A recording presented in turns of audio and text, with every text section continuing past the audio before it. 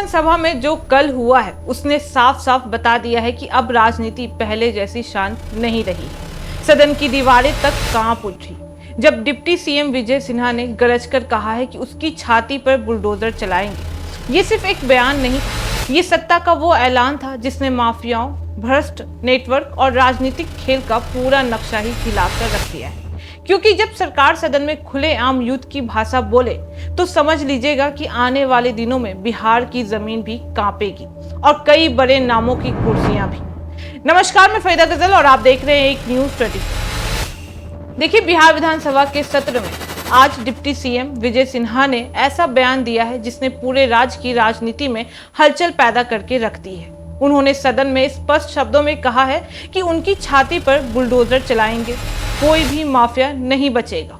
यह बयान सिर्फ शक्ति प्रदर्शन नहीं बल्कि एक संदेश था कि अब बिहार में अवैध कब्जा, जमीन माफिया, शराब माफिया और अन्य अवैध गतिविधियों पर कोई रियायत नहीं होगी। सिन्हा ने कहा है कि बुलडोजर कार्रवाई केवल दिखावा नहीं होगी बल्कि कानून के दायरे में पूरी तरह निष्पक्ष और कठोर रूप से लागू भी की जाएगी। उनका यह तेवर एनडीए सरकार की नई नीति को भी दिखाता है, एक नीति जिसमें कानून का राज बुलडोजर की गड़गड़ाहट के साथ लागू होगा।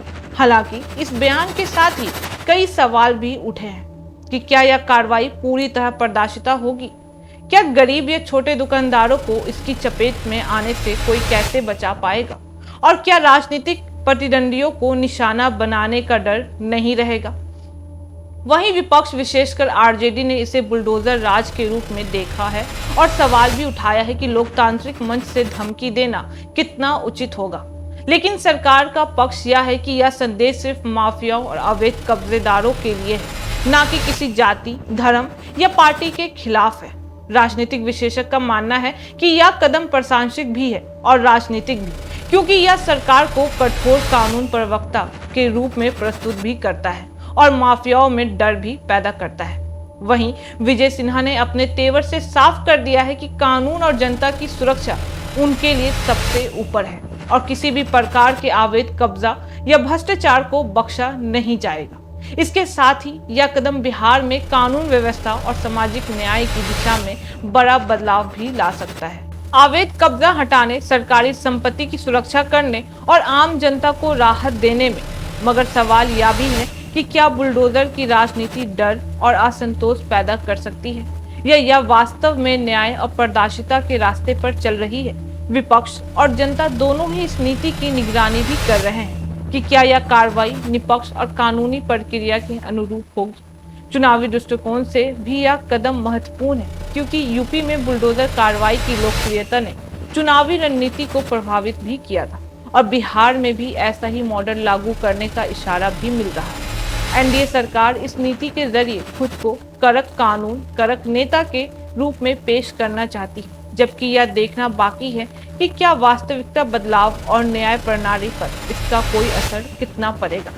विजय सिन्हा का यह बयान हवा में गया एक तीर नहीं था, बल्कि आने वाली कार्रवाइयों का संकेत था।